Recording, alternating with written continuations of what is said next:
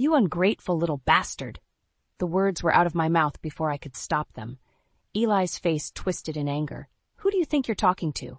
He spat back. You're not my mother. But I raised you as my own. I cried out in frustration. For 18 years I had given this boy everything. My love, my time, my care. And this was the thanks I got. Across the dining table, my husband Derek sat motionless, his eyes darting between us. You didn't raise me. You just latched onto my dad and pretended to play house. Eli sneered. His words pierced my heart like an icy dagger. I struggled to keep my voice steady. Is that what you truly think? That I was just pretending all these years? Eli shrugged. It doesn't matter now anyway. I'm moving out and you're no longer required as a substitute mom. His casual, dismissive tone inflamed my anger. I waited for Derek to jump in, to defend me after everything I had sacrificed. Instead, he just cleared his throat and said softly, Eli's right, dear. He's an adult now. Things will be different from now on. His placid agreement stunned me into silence. After a strained pause, Eli shoved back his chair and stormed out. Derek calmly took another bite of steak, avoiding my gaze. I sat there, shaking with emotion I dared not reveal. The final pretense had been torn away. I had given everything to this family, and they had thrown it all back in my face without a second thought. I stayed up all night, thoughts swirling feverishly as I lay next to Derek's softly snoring form. Marrying him had been my fairy tale. The handsome CEO sweeping me off my feet after a difficult divorce. I gladly took on the role of adoring wife and loving stepmother. But now I saw the facade for what it was. Derek's charm had blinded me to his emotional distance. He lavished me with affection in public, but behind closed doors remained aloof and preoccupied. I brushed it off, not wanting to seem needy or insecure. As for Eli, despite my efforts, he had never warmed to me. He was always polite yet coolly indifferent, seeing me as an intruder. In my desperation to hold this family together, I had silenced my own doubts and painful truths. No more. The veil had lifted, and I saw the situation for what it was, a sham, a farce, an illusion I had maintained with my blood, sweat, and tears while they silently resented me. Never again. The pale light of dawn crept across our bedroom floor. Derek slept soundly still, unaware of the storm brewing within me. I slid out of bed and dressed silently, then slipped out the front door into the cold morning air. My breath came out in icy puffs as I strode briskly down the quiet street. The neighborhood slowly awoke around me. Oblivious families starting their Saturday morning routines. But my life would never be the same. Last night had been my breaking point, the catalyst that finally sparked my anger and resolve for retribution. For too long I had silently suffered Derek's emotional distance and Eli's subtle hostility. It was time they learned actions have consequences. No more Mrs. Nice Gal. If Derek wanted to cast me aside, like used goods, he had no idea who he was dealing with. And Eli would realize just how much he owed me, whether he liked it or not. My mind raced with possibilities. I had access to all of Derek's accounts. I could cripple him financially. Surely he had secrets that wouldn't stand the light of exposure. And if they thought I would just fade quietly into the background, they were dead wrong. I would make them pay. The morning sun crept higher as I walked, thawing the frost on the neighborhood lawns. My breath had stopped clouding the air. The icy knot in my chest had dissolved, replaced by a burning determination. By the time I returned home and crept back into bed beside Derek's gently snoring form, the seeds of a plan had begun to take root in my mind. My old life was over, but my new one was just beginning. The next few weeks passed in a blur. On the surface, I maintained the facade of the perfect wife. I continued performing my wifely duties, keeping up the house, cooking meals, supporting Derek's career, but it was all an act. Inside, I had changed. The rose-colored glasses were off, and I saw my marriage for what it was, a sham. Derek remained his usual charming yet distant self, unaware of the growing storm within me. One evening after dinner, I casually asked him about work. "Oh, just the usual office politics and deal-making," he replied breezily. "Don't you worry your pretty little head about it." He gave me a patronizing pat on the hand. I used to find his evasiveness mysteriously alluring. Now it infuriated me. What was he hiding? I soon found out. Organizing his home office one day, I uncovered credit card bills and bank statements revealing massive withdrawals to casinos and luxury hotels. So this was how the great Derek Jennings was spending his time and money, while I budgeted every grocery store trip. Confronting Derek would be useless, I realized. He would just charm his way out of it. I needed to gather more evidence and hit him where it really hurt, his reputation. I reached out to Lena, Derek's ex-wife and Eli's biological mom. We met for coffee, and her resentment toward Derek soon became clear. "He pushed me out of Eli's life, turned my own son against me," she said bitterly. "I've been silenced and discarded one too many times." I nodded. "You and me both. But not anymore." I confided my discoveries about Derek's unscrupulous finances and infidelities. Lena's eyes widened, then narrowed vengefully. "Let's bury him," she said coldly. In the weeks that followed, we secretly gathered information on Derek's shady business deals and affairs. He had no idea what was coming. One evening, I was tidying Derek's study when I heard hushed voices downstairs. Creeping to the balcony, I saw Derek murmuring intimacies into his phone. "Of course I miss you, darling. We'll be together again soon, I promise."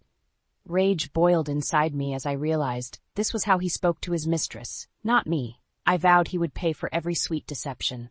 The final straw came during Eli's graduation party planning. "We should invite Marla's family," I suggested. "It's been so long since they've seen Eli." Derek dismissed the idea. "It'll already be crowded enough. This party is for Eli and our close friends. Your family will just make things uncomfortable." His callous exclusion of my family, after all I'd done for Eli, ignited my fury. The time had come to bring Derek's house of cards crashing down. Lena and I would plan the graduation party together, I decided, but it would be far from the celebration Derek expected. I would give the performance of a lifetime, lulling Derek into complacency. And then, in front of his family, colleagues, and community, I would expose his lies and decadence for all to see. "Let's see how charming you are when this party ends in ruin, Derek. You cast me aside, now it's my turn. He's going to regret the day he crossed us." Lena slammed her coffee cup down with such force I worried it might crack. Her eyes blazed with anger. We were at our usual hidden booth in the back of the Daily Grind, plotting our revenge on Derek. "You're right," I said. "He thinks he can just use people and toss them aside. It's time to teach him a lesson."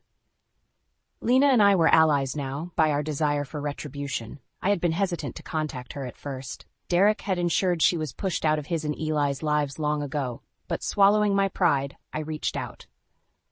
To my surprise, Lena harbored the same hurt and resentment toward Derek. We quickly bonded over our stories of silence and disregard. "He's humiliated both of us for too long," Lena said bitterly. "I've dreamed of this day, finally making him pay." I nodded. "I have everything we need to ruin his reputation and career. We'll expose his lies publicly when it will hurt the most." Lena smiled vengefully. "Let's do it at Eli's graduation party. Derek will have all his colleagues, clients, and fake friends there. It'll be perfect." We laughed as we plotted our revenge. It frightened me how good deception felt, after years of being the loyal, dutiful wife. But Derek's actions had hardened my heart. He would learn you reap what you sow. "What about Eli?" I asked Lena.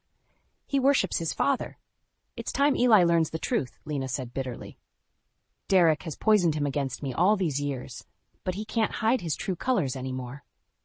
I thought of Eli's cold dismissal of me, how he had called me a substitute mom. He would finally see I was the one who truly cared for him, not his toxic father. Over the next weeks, Lena and I meticulously planned each moment of the graduation party reveal.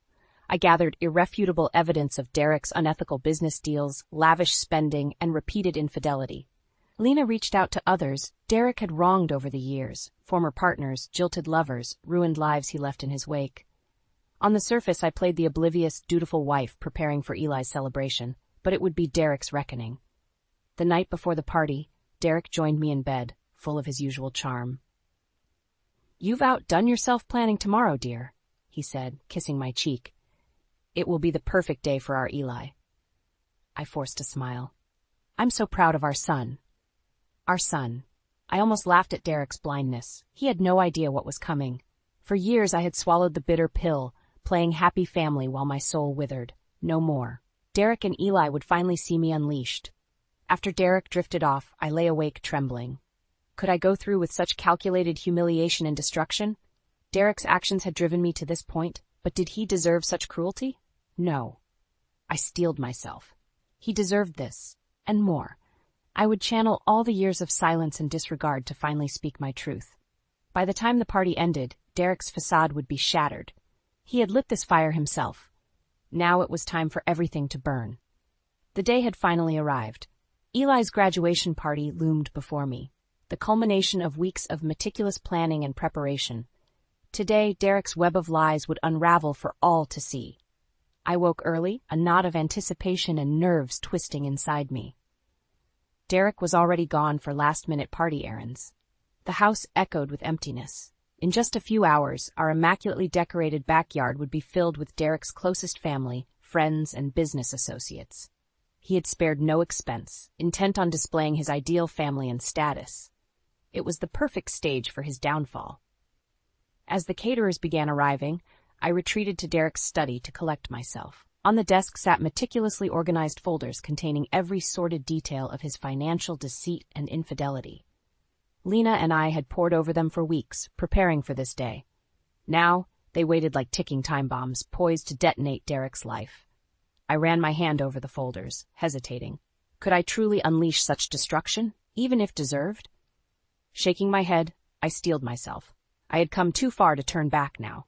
Voices floated in from outside. The first guests were arriving. I took a deep breath and stepped out to play the glowing host, as if this were just another celebration. Within the hour, the party was in full swing. Guests filled the yard, mingling and laughing in the afternoon sun. Derek beamed, playing the consummate host. He kissed my cheek. "Perfect as always, my dear. Eli will be so pleased." I smiled tightly. "Let's hope so." Across the yard, I caught Lena's eye. She gave me a subtle nod. It was time. As Derek turned to mingle, Lena began ushering our hand-picked guests inside. Former business partners Derek had misled and ruined, jilted lovers carrying his love letters, colleagues aware of his unethical actions. I followed them to the living room. When Derek entered still smiling, he froze. The color slowly drained from his face as he took in the waiting crowd. "What's going on?" he stammered. "An intervention," I said coldly. Closing the double doors, I faced him alone. "They're here to finally reveal the truth about the man hiding behind this facade." Derek's composure shattered. "Marla, you can't possibly," he spluttered. Ignoring him, I turned to our silent witnesses. One by one, guided by Lena's probing questions, they came forward. They spoke of Derek's callous manipulations, his financial misdeeds, his cutthroat duplicity masked by charm. Each revelation landed like a hammer blow, exposing Derek's craven true nature concealed beneath his perfect image. "You can't do this," Derek yelled, panicked. "This is absurd. I'll deny all of it." His voice trailed off lamely. I almost pitied Derek as his web of lies unraveled before my eyes. But I also felt a vengeful satisfaction at finally speaking my truth. Voices sounded outside. The party guests were looking for us. The show wasn't over yet. I turned to Derek, my fury uncontrolled. "You look so surprised. Is this not the adoring, obedient wife you expected? I wonder what our guests will think." Before Derek could respond, I threw open the doors, unveiling the shocked faces within. Derek stood framed in the doorway, exposed and broken. Step one was complete. Now to bring the whole charade crumbling down. The night air was still, not even a breeze disturbing the trees. I stared out my bedroom window into the darkness, unable to sleep. The graduation party loomed tomorrow, the culmination of weeks of secrecy and planning. After tomorrow, my life would never be the same. Was I truly ready to unleash this nuclear option, exposing Derek so ruthlessly? I wavered between electric anticipation and gnawing self-doubt. In the bed beside me, Derek slept peacefully, unaware of the reckoning barreling his way. I envied his blissful ignorance. What would it be like, I wondered, to be so certain in your path that no nagging voices gave you pause? But I had chosen my path long ago, when Derek and Eli made it painfully clear my years of devotion meant nothing. The time had come to speak my truth, whatever the cost. Tomorrow, when Derek's colleagues, clients, and peers arrived, they would bask in his charm and success, the perfect picture of achievement. But at my signal, it would all come crashing down. His facade would crack, his misdeeds and callousness exposed for all to see. Lena and I had prepared for every contingency and outcome. Derek's business partners and friends would abandon him, his reputation in tatters. The community that once revered him would finally know the man he truly was beneath the polished veneer. And Eli, my dear stepson Eli. He would watch his father's fall from grace, the heroic image Derek had instilled since childhood shattered forever. Perhaps then he would finally see me for who I was, not the substitute mother he callously dismissed. Perhaps we could begin anew. They say living well is the best revenge. But sometimes you need to force the world to open its eyes. Derek and Eli had quietly rejected me for years, content to cast me out with polite indifference. No more. I would reject them first, spectacularly and without mercy. My absence would cut deeper than any loving words could heal. As the sky lightened to gray, I rose silently and dressed, moving through the hushed early morning shadows. Derek never stirred.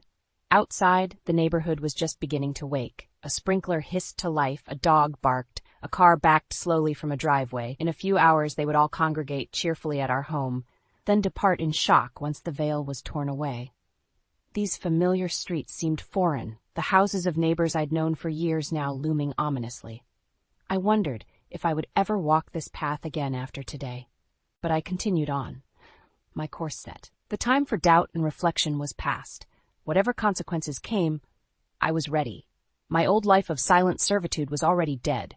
By day's end, Derek's would be too. The caterers would arrive in an hour, then the guests, then Derek's judgment.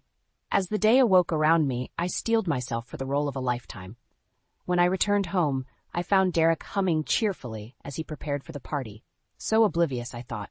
He pecked me on the cheek, smiling. "This is it, my dear, Eli's big day." I swallowed hard and mustered a smile. Yes, it is.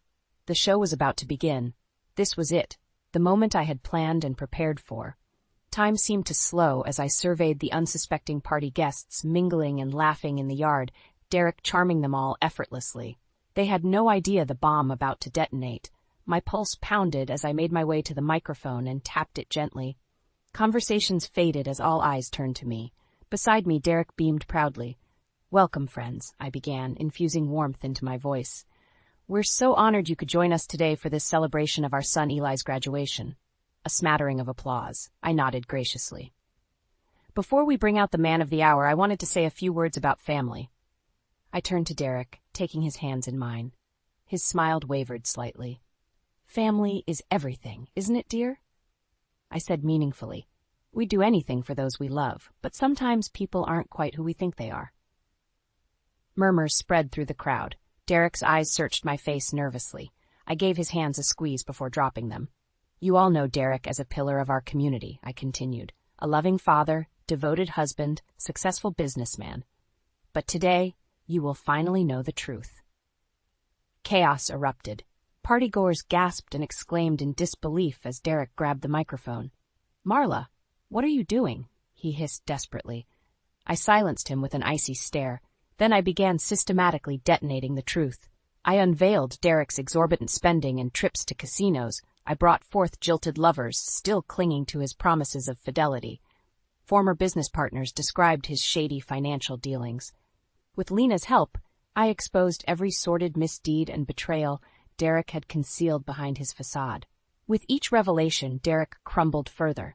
He yelled fruitless denials, but the damage was done. I barely recognized myself, so calmly and ruthlessly destroying my husband before the community we knew. But after years of polite silence, it was my time to speak. The coup de grace came when Derek's colleagues presented irrefutable evidence of unethical and illegal activity, sparing no detail. A hushed horror fell over the crowd. "Well, Derek," I asked sweetly, "do you have anything to say?" He gaped wordlessly, ashen and broken. In minutes, I had decimated the sterling reputation he had cultivated so carefully for years. Satisfaction coursed through me. But this was only the beginning. His professional life would soon follow. Clients abandoning him, deals collapsing, lawsuits pending. The board would have no choice but to remove him. I had thought I would feel regret in this moment, destroying so much. But all I felt was a dizzying liberation at finally stepping out from the shadows and driving the knife in myself. It was done. As the crowd's shock shifted to outrage, I calmly walked inside, shoulders back and head high. Let Derek reap the whirlwind. My work here was done. In the weeks following the party, Derek's life collapsed exactly as Lena and I had engineered. His business associates fled like rats from a sinking ship once word of his unethical practices spread. Deals evaporated and clients abandoned him. Investigations were launched, lawsuits filed. The board, scrambling to save the company's reputation, had Derek removed as CEO in a unanimous vote. Just like that, his professional life was in ruins. Personally, he fared no better. Evidence of his chronic infidelity became public knowledge. Half his social circle immediately distanced themselves. The other half only remained in morbid fascination, eager for new gossip about his downfall. Derek desperately tried salvaging his reputation, swearing his mistakes didn't reflect the real him. But the damage was done. He had shown his true colors too many times. No more charismatic excuses or deflections. Derek finally had to own the minefield he had created. And Eli, my dear stepson Eli, he initially refused to believe the reports about his father. But as irrefutable evidence mounted, the painful truth sunk in, shattering Eli's spotless image of the man he worshipped. He appeared at my door one evening, eyes downcast and shoulders slumped. "You were right about him," he muttered. "I'm sorry I didn't see it sooner."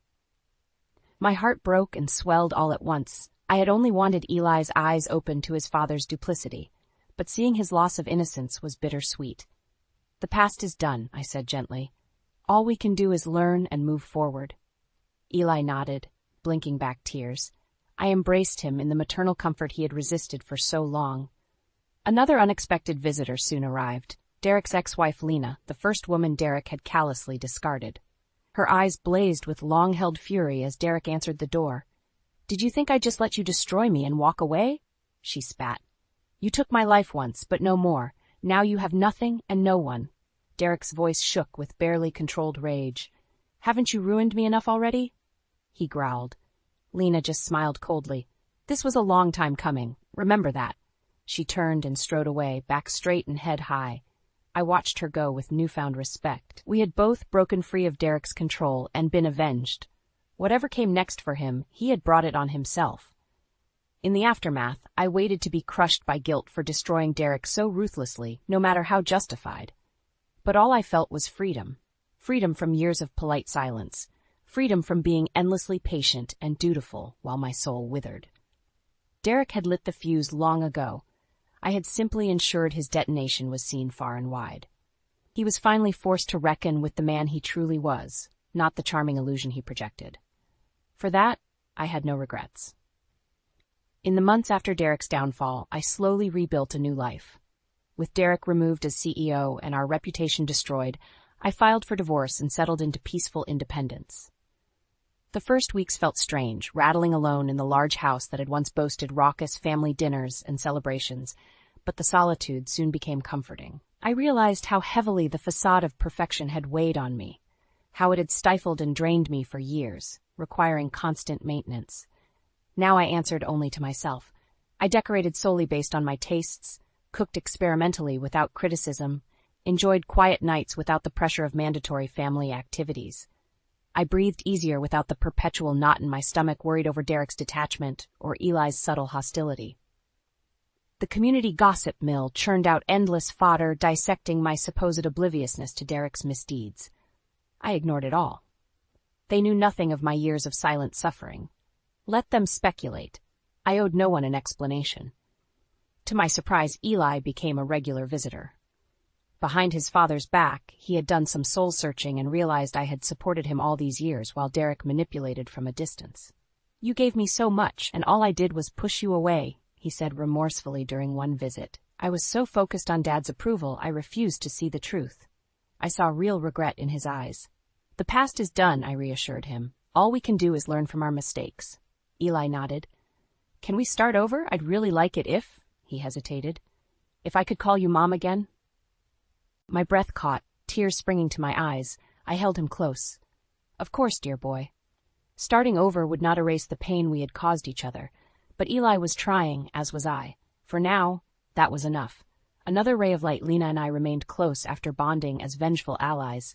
The solace of a friend who truly understood was healing for us both. We shared wine on my back patio, laughing over family photos. "To new beginnings," I said, raising my glass. "To freedom," Lena replied firmly. We clinked our glasses in a silent promise. No more wasted time or energy on those who would dim our light. The possibilities stretched endless before us. I received the divorce papers on a sunny April morning. I signed them with a sense of calm finality, then delivered them to the courthouse myself. That evening, for the first time in years, I watched the sunset alone from my back porch without harboring bitterness or regret. The past was finally laid to rest. My soul was lighter than I could ever recall. I was halfway through a bottle of champagne celebrating with myself when the doorbell rang unexpectedly. I opened it to find Derek standing stiffly in the fading light. We stared at each other in silence. "What do you want?" I finally asked wearily. Derek shifted awkwardly. "I just wanted to say I'm sorry," he mumbled. "For everything." I considered him for a long moment. Then I gently closed the door. Some things could never be salvaged. But that was okay. The possibilities still awaited. I returned to the porch, refreshed my champagne, and toasted the sunset once more.